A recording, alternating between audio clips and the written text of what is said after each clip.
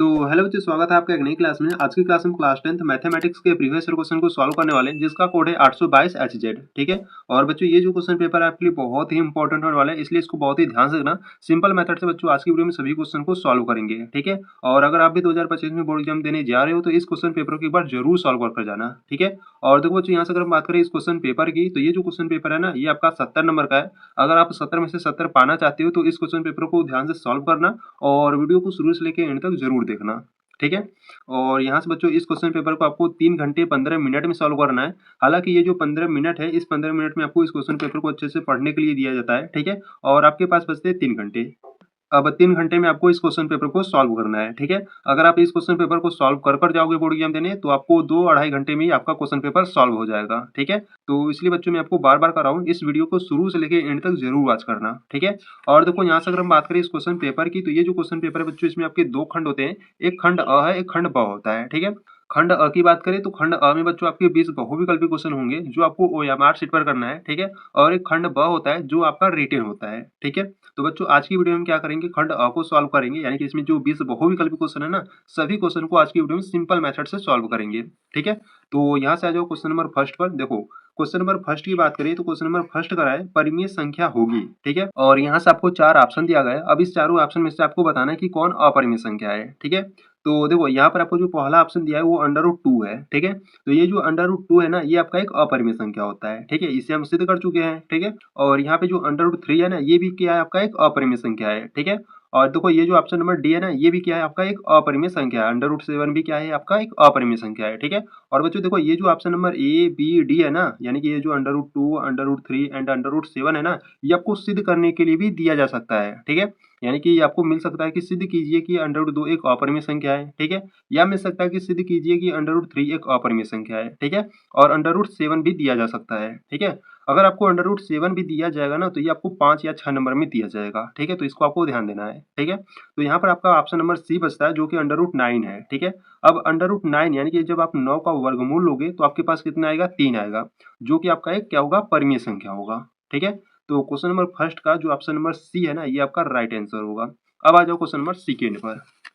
देखो देखो question number second की बात करें तो क्वेश्चन नंबर सेकंड करा है किसी द्विघात समीकरण y equal to a x square plus b x plus c, और यहाँ पर ए करा है does not is equal to 0। ठीक है। यानी कि जो ए है वो 0 नहीं होना चाहिए। ठीक है। के ग्राफ का आकार होगा। ठीक है। तो देखो बच्चों यहाँ पर आपको क्या दिया है, y is equal to a x square plus b x plus c. ठीक है। y के इक्वल में दिया है, तो इसका कैसा ग्राफ होगा, आपका परवलय आकार होगा। ठीक है। यानी कि पैराबोला होगा। यानी कि क्वेश्चन नंबर सेकंड का जो ऑप्शन नंबर ए है, ये आपका राइट आंसर होगा। ठीक है। अब आ जाओ क्वेश्चन नंबर थर्ड पर। देखो क्वेश्चन नंबर थर्ड की बात करें तो क्वेश्चन नंबर थर्ड करा है समीकरण निकाय x बटा a is equal to y बटा बी। ठीक है। Comma a x plus b y is equal to a square plus b square में y का मान होगा। ठीक है। अब इसमें आपको क्या करा है, y का मान आपसे पूछ रहा है। ठीक है। तो चलो इसको सॉल्व करते हैं, फिर यहाँ से हम बताएंगे कि कौन सा ऑप्शन सही है। ठीक है। देखो यहाँ से अगर हम बात करें क्वेश्चन नंबर थर्ड की, ठीक है, तो क्वेश्चन नंबर जो थर्ड है वो आपको क्या दिया है, यहाँ से आपको दिया है x बटा ए, ठीक है, इज इक्वल टू वाई बटा बी दिया है। ठीक है। तो यहाँ से आपको y का मान पूछ रहा है। ठीक है। तो देखो बच्चों यहाँ से अगर हम बात करें y के लिए क्या होगा, यहाँ से जो y के लिए मान होगा ना, y के लिए क्या होगा, b होगा, क्योंकि y के बट्टे क्या है, b है। ठीक है। अगर x के लिए मान पूछता, ठीक है, देखो अगर x का मान पूछता तो यहाँ से आप क्या बताते, x इज इक्वल टू ए बताते। ठीक है। क्योंकि x के बट्टे क्या है, a है। ठीक है। तो y का मान पूछा है तो y is equal to B हो जाएगा, क्योंकि y के बट्टे क्या है, b है। ठीक है। देखो यहाँ से अगर हम बात करें, देखो यहाँ से y का मान b आ गया। ठीक है। तो इसमें क्या करते हैं ना, y is equal to B और x is equal to A, इसमें क्या करते हैं, पुट अप कर देते हैं। ठीक है। अगर हम इसमें x is equal to A, ठीक है, और y is equal to B को जब पुट अप करेंगे ना, तो ये इसके इक्वल आना चाहिए। ठीक है। देखो यहाँ से अगर हम इसको सॉल्व करें, यहाँ पर a है, ठीक है, देखो पहले जो है ना उसको लिख लेते हैं। ठीक है। और यहाँ पर आपका ए स्क्वायर प्लस बी स्क्वायर है इज इक्वल टू में। ठीक है। यहाँ पर हम क्या करेंगे, जहाँ पर x है वहां पर हम क्या रखेंगे, a रखेंगे। ठीक है। तो यहाँ पर a है, इंटू एक्स के स्थान पर क्या रखेंगे, a रखेंगे, प्लस b इंटू वाई के स्थान पर क्या रखेंगे, b रखेंगे, क्योंकि y का मान b है। ठीक है। ए इक्वल टू इधर क्या है, ए स्क्वायर प्लस बी स्क्वायर है। ठीक है। देखो a का गुणा a में करोगे तो a स्क्वायर हो जाएगा, प्लस b का गुणा b में करोगे तो b स्क्वायर हो जाएगा। ए इक्वल टू इधर क्या है, ए स्क्वायर प्लस बी स्क्वायर है। ठीक है। देखो ये जो है इसकी इक्वल है। ठीक है। यानी कि यहाँ पर जो x का मान a है और y का मान b होगा। ठीक है। तो ये हमारा क्या हो जाएगा, आंसर हो जाएगा। ठीक है। तो इस प्रकार से आप चेक भी कर सकते हो। ठीक है। तो यहाँ पर क्वेश्चन नंबर 3 का कौन सा ऑप्शन सही होगा, क्वेश्चन नंबर 3 का y का मान पूछ रहा था और y के बट्टे b है, यानी कि y का जो मान होगा वो b होगा। ठीक है, ऑप्शन नंबर सी आपका राइट आंसर होगा।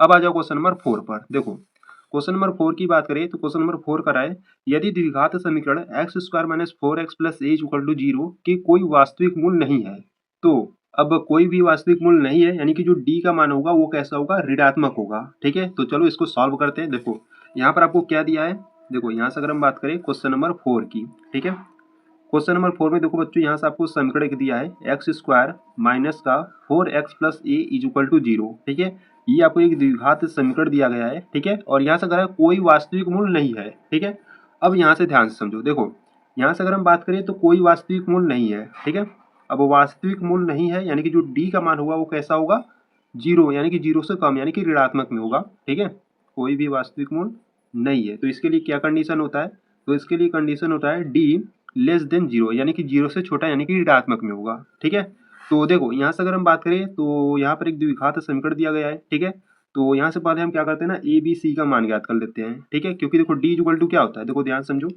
देखो यहाँ से अगर हम बात करें बी विकर, यानी कि डी इक्वल टू होता है बी स्क्वायर माइनस का 4ac होता है। ठीक है, तो यहाँ से हमको बी का मान, ए का मान, सी का मान चाहिए। ठीक है, तो यहाँ से क्या करते हैं, पहले ए का मान, बी का मान, सी का मान ज्ञात कर लेते हैं। ठीक है, तो देखो यहाँ से अगर हम बात करें ए का मान, तो एक्स स्क्वायर का गुणांक यहाँ पर कुछ नहीं है, तो यहाँ पर हम क्या करेंगे 1 मान लेंगे। ठीक है, तो ए का मान क्या हो जाएगा, आपका 1 हो जाएगा। ठीक है, बी की बात करें तो बी का मान यहाँ पर क्या होगा, देखो एक्स का गुणांक क्या है, माइनस का 4 है, तो यहाँ पर जो बी का मान है वो माइनस का 4 हो जाएगा। और सी की बात करें तो सी का मान ए है। ठीक है, तो इस प्रकार से हमने ए बी सी का मान यहाँ पर फाइंड कर लिया। अब क्या करेंगे, इसमें रखेंगे। ठीक है, देखो डी इक्वल टू क्या होता है, डी इक्वल टू होता है बी स्क्वायर माइनस 4ac। ठीक है, ये आपका डी का मान होता है, यानी कि विभेदकर का मान होता है, और यहाँ पर लेस देन 0।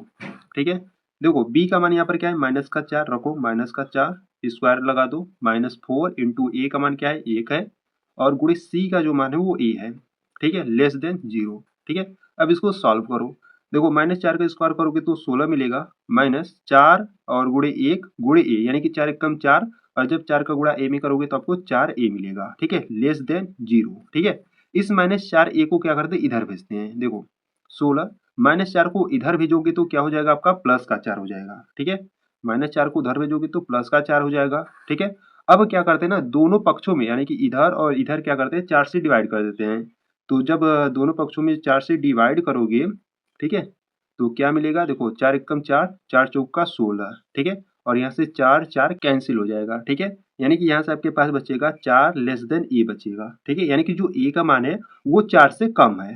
ठीक है, तो देख लो कौन सा ऑप्शन नंबर सही होगा आपका। तो क्वेश्चन नंबर 4 को जब हमने सॉल्व किया तो 4 लेस देन, यानी कि 4 लेस देन ए आ गया। ठीक है, 4 लेस देन ए, तो कौन सा ऑप्शन सही होगा, 4 लेस देन ए। ठीक है, यानी कि ये जो ऑप्शन नंबर बी है ना, ये आपका राइट आंसर होगा। ठीक है, देखो यहाँ पर आपको क्या दिया है, ए ग्रेटर देन 4 दिया है। ठीक है, देखो इसको आप ए ग्रेटर देन 4 भी कर सकते हो। ठीक है, इस प्रकार से भी इसको आप लिख सकते हो। ठीक है, तो इसको आपको ध्यान देना है।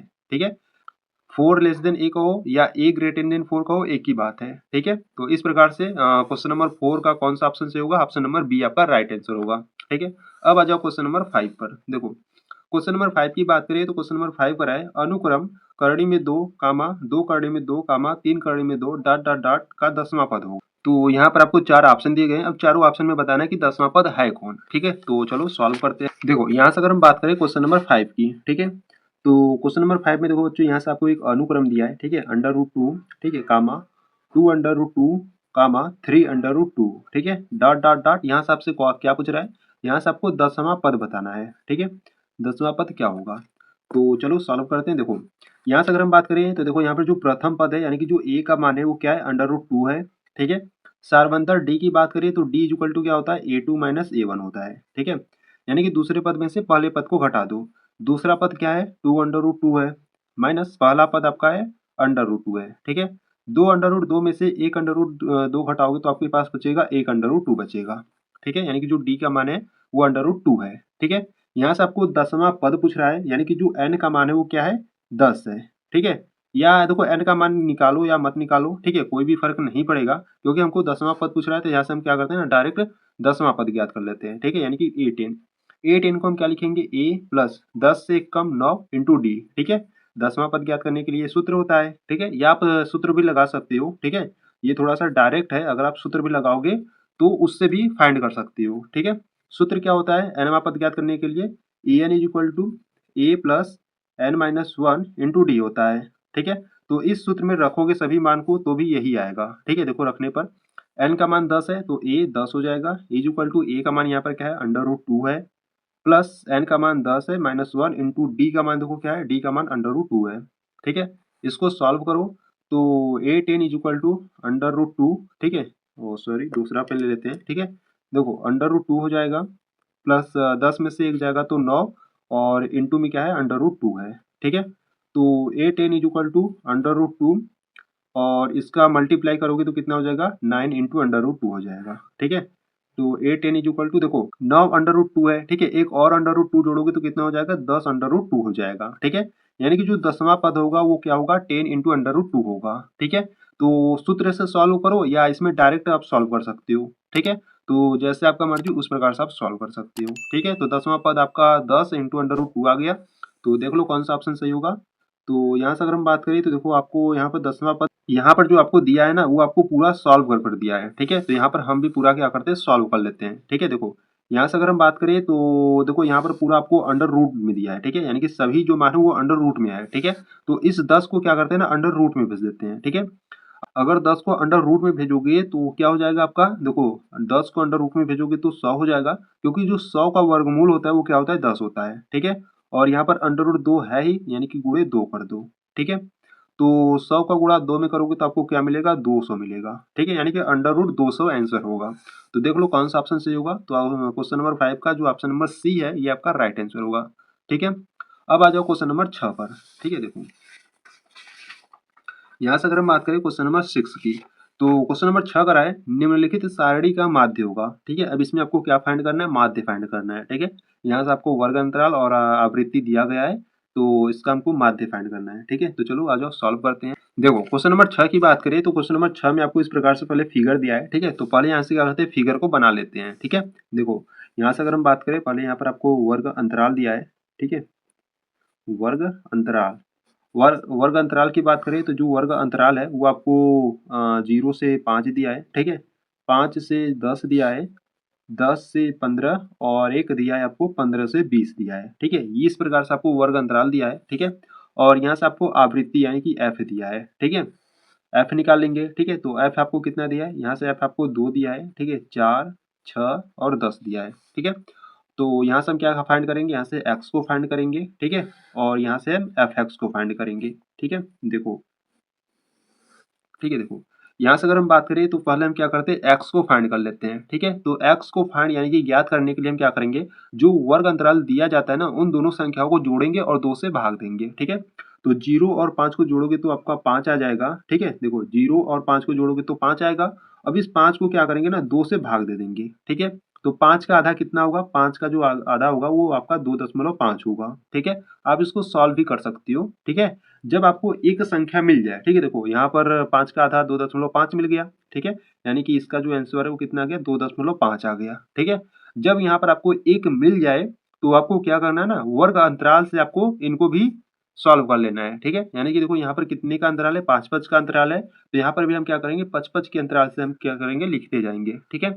यहाँ पर 2.5 मिल गया तो इसमें 5 का अंतराल यानी कि इसमें 5 जोड़ दो, कितना आ जाएगा 7.5 आ जाएगा, ठीक है।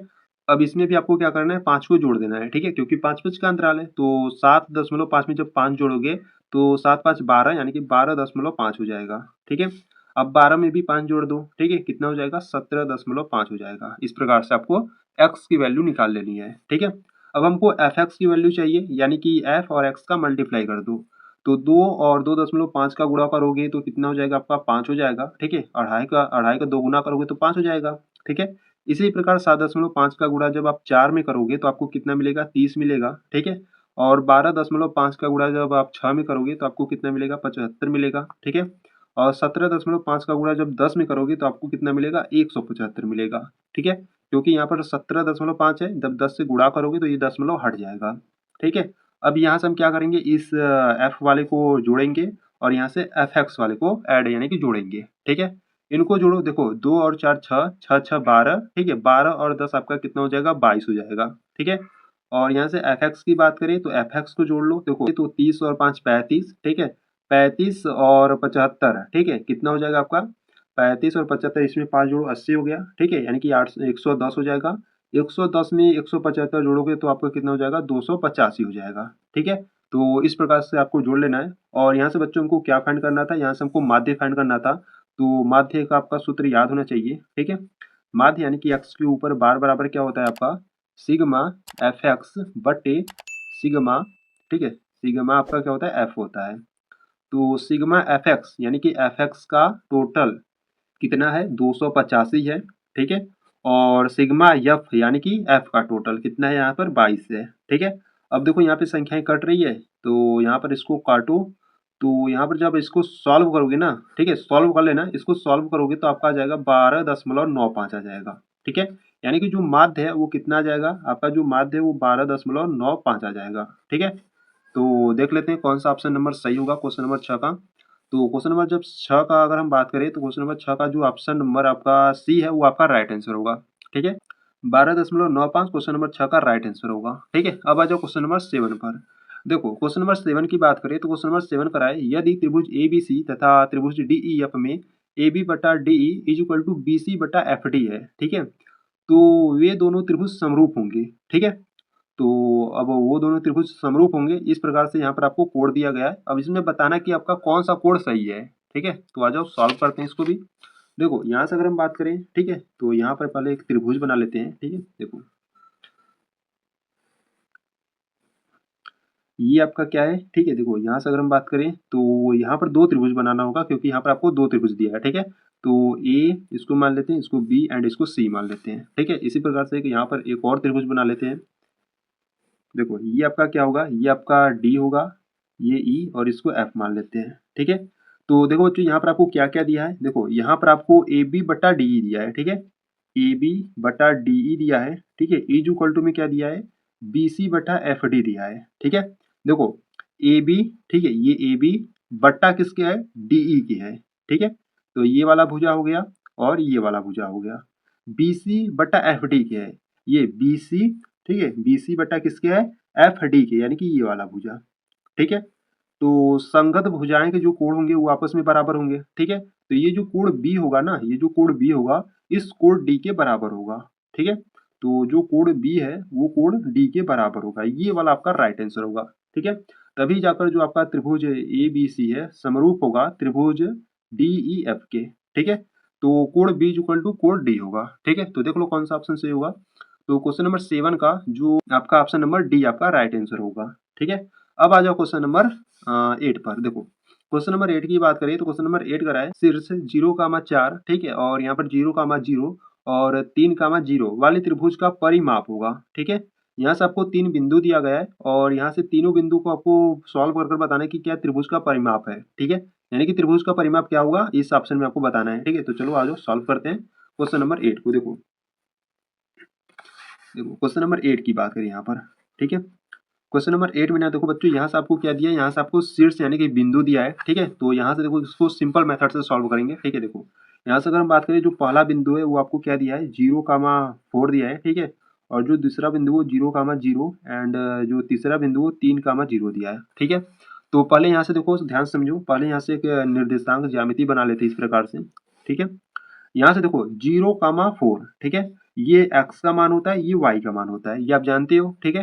तो 0,4 है यानी कि यहाँ आपका मूल बिंदु होता है जो कि आपका 0,0 होता है, ठीक है। तो मूल बिंदु से देखो पहले नेक्स्ट पेन ले लेते हैं, ठीक है। देखो यहाँ से अगर हम बात करें 0,4 है, ठीक है, यानी कि x पर 0 y पर 4, मान लो y पर जो 4 है वो यहाँ पर होगा, ठीक है, मान लो अभी के लिए, ठीक है। और यहाँ से अगर बात करें सेकेंड वाले की तो सेकेंड वाला 0,0 यानी कि यहीं पर रहेगा आपका मूल बिंदु रहेगा, ठीक है। यहाँ पे देखो 3,0 यानी कि जो x का मान है वो 3 है, मान लो x का मान यहाँ पर है, ठीक है, 3 मान लेते हैं और y पर 0 यानी कि यहीं पर, ठीक है। ये देखो ये आपका क्या था, ये आपका 4 था, ठीक है, ये आपका क्या था 4 था और यहाँ से लेकर यहाँ तक ये आपका 3 था, ठीक है। तो इसको क्या करते हैं इस प्रकार से इसको मिला देते हैं दोनों को, ठीक है। तो ये जो त्रिभुज बन रहा है, तो ये जो त्रिभुज बन रहा है ना यहाँ से ये वाला जो त्रिभुज बन रहा है ना इसका हमको क्या करना है परिमाप फाइंड करना है, ठीक है। तो यहाँ पर मैं बिंदु लिख देता हूँ। देखो ये जो बिंदु था ये आपका 0,4 था, ठीक है, और ये जो बिंदु था ये आपका 3,0 था, ठीक है। अब इसका हमको क्या करना है, परिमाप फाइंड करना है। ठीक है, परिमाप के लिए यहाँ से अगर हम बात करें तो पहले क्या करते हैं ना, इसको फाइंड करते हैं। ठीक है, इस वाले को फाइंड करते हैं। ठीक है, तो यहाँ से क्या करते हैं ना, इसका दूरी यानी कि इसका दूरी निकाल लेते हैं और यहाँ पर आपको दो बिंदु दिया गया है। ठीक है, जैसे मान लो यहाँ पर O है, यहाँ पर A है और यहाँ पर B है। ठीक है, तो AB के बीच की दूरी हम पहले फाइंड कर लेते हैं। ठीक है, देखो यहाँ से अगर हम बात करें दूरी सूत्र की, ठीक है, देखो बच्चों आपको सूत्र याद होना चाहिए। ठीक है, दूरी सूत्र की बात करें तो दूरी सूत्र होता है आपका x1 माइनस x2 का वर्ग प्लस y1 माइनस y2 का वर्ग होता है। ये आपका दूरी सूत्र होता है। ठीक है, तो यहाँ पर आपका क्या है, AB है, तो यहाँ पर मान लो AB है। ठीक है, तो AB इज इक्वल टू, ध्यान से समझो, देखो यहाँ पर इसको x1 मान लेते हैं, इसको y1 एंड इसको x2, इसको y2 मान लेते हैं। ठीक है, तो x1 का मान 0 है माइनस x2 का मान यहाँ पर 3 है। ठीक है, और देखो सॉरी, हाँ ठीक है, ठीक है, तो प्लस y1 की बात करें तो y1 का मान 4 है माइनस y2 का जो मान है वो 0 है। ठीक है, तो A B is equal to under root में -3 का स्क्वायर करोगे तो आपको 9 मिलेगा। ठीक है, प्लस 4 का स्क्वायर करोगे तो 16 मिलेगा। ठीक है, दोनों को ऐड कर दो, दोनों को ऐड करोगे तो अंडर रूट में 25 यानी 25 हो जाएगा। जब इसको आप बाहर निकालोगे तो कितना आ जाएगा आपका, प्लस का 5 आ जाएगा। ठीक है, यानी कि प्लस माइनस 5 आ जाएगा। ठीक है, यानी कि जो ए बी के बीच की दूरी है वो कितना है, 5 है। ठीक है, अब इसमें आपको त्रिभुज का परिमाप पूछा था। ठीक है, क्या पूछा था, त्रिभुज का परिमाप पूछा था। तो परिमाप कितना हो जाएगा, देखो यहाँ पर 4 है प्लस यहाँ पर 5 है प्लस यहाँ पर 3 है। ठीक है, तो इन तीनों को ऐड कर दो, 5 4 9, 9 और 3 कितना हो जाएगा, 12 हो जाएगा। ठीक है, तो जो त्रिभुज का परिमाप होगा वो कितना हो जाएगा, 12 हो जाएगा। ठीक है, तो देख लो कौन सा ऑप्शन नंबर सही होगा, क्वेश्चन नंबर 8 का। ठीक है, तो जो क्वेश्चन नंबर 8 का जो ऑप्शन सही होगा वो ऑप्शन नंबर सी आपका राइट आंसर होगा। ठीक है, तो ये बच्चों यहाँ पर जो क्वेश्चन नंबर 8 है वो आपका कंप्लीट हुआ। अब आ जाओ क्वेश्चन नंबर 9 पर। देखो क्वेश्चन नंबर 9 की बात करें तो क्वेश्चन नंबर 9 कर है, यदि 3 tan a इक्वल टू 4 हो तो sec a का मान होगा।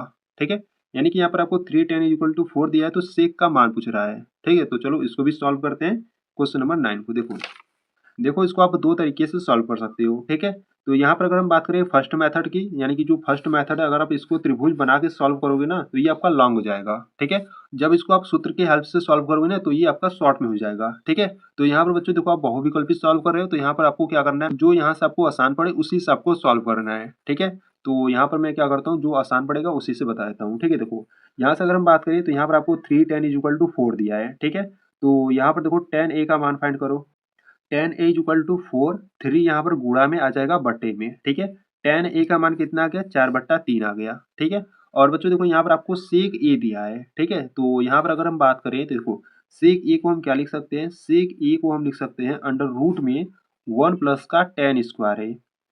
ठीक है, सेक ए को हम क्या लिख सकते हैं, सेक ए को लिख सकते हैं अंडर रूट में 1 प्लस का tan स्क्वायर ए। ठीक है, अब कैसे लिख सकते हैं, देखो इसको भी समझो। देखो यहाँ पर अगर हम बात करें तो देखो ये आपका फार्मूला होता है, क्या फार्मूला होता है, sec square A is equal to होता है 1 प्लस tan स्क्वायर ए होता है। ठीक है, ये आपका फार्मूला होता है। तो यहाँ पे देखो स्क्वायर है। ठीक है, तो स्क्वायर को हटाओगे, जब आप स्क्वायर को हटाओगे तो ये आपका अंडर रूट में चला जाएगा।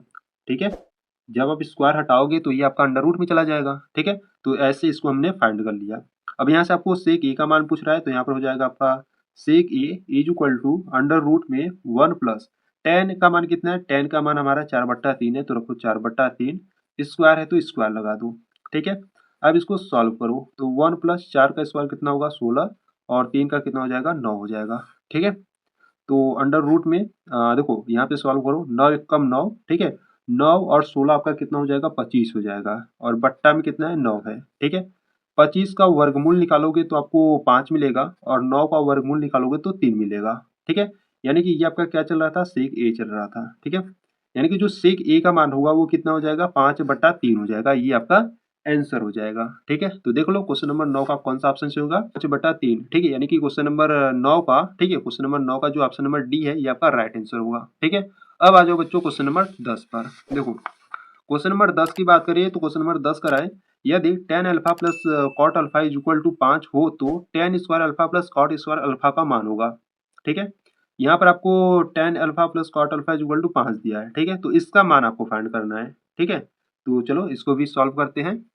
देखो यहाँ से अगर हम बात करें क्वेश्चन नंबर 10 की, ठीक है, क्वेश्चन नंबर 10 में यहाँ से आपको क्या दिया है, यहाँ से आपको दिया है tan alpha plus cot alpha is equal to 5 दिया है। ठीक है, तो यहाँ से हमको क्या फाइंड करना है, तो यहाँ से हमको फाइंड करना है tan square alpha plus cot square alpha का मान फाइंड करना है। ठीक है, तो देखो एकदम सिंपल तरीका मैं बताता हूँ ना, इनको क्या करो ना, दोनों पक्षों का स्क्वायर यानी कि वर्ग कर दो। ठीक है, देखो यहाँ से क्या करो, दोनों पक्षों का वर्ग कर दो। ठीक है, दोनों पक्षों का वर्ग करने पर, ठीक है, तो जब दोनों पक्षों का वर्ग करोगे तो यहाँ पर हो जाएगा tan alpha plus cot alpha, ठीक है, इसका वर्ग हो जाएगा, इज इक्वल टू में 5 है तो इसका वर्ग हो जाएगा। ठीक है, अब इसको क्या करो ना, ए स्क्वायर प्लस बी स्क्वायर के फॉर्म में ओपन कर दो। ठीक है, अच्छा देखो यहाँ पर आपको क्या मिलेगा, tan स्क्वायर अल्फा, ठीक है, plus cot square alpha plus 2a भी होता है, यानी कि 2 इंटू ए का मान क्या है tan अल्फा और इंटू बी का मान कॉट अल्फा। ठीक है, और इज इक्वल टू में 5 का स्क्वायर कितना हो जाएगा, 25 हो जाएगा। ठीक है, देखो बच्चों यहाँ से हमको इसका मान फाइंड करना था। ठीक है, तो ये हमको तो मिल गया।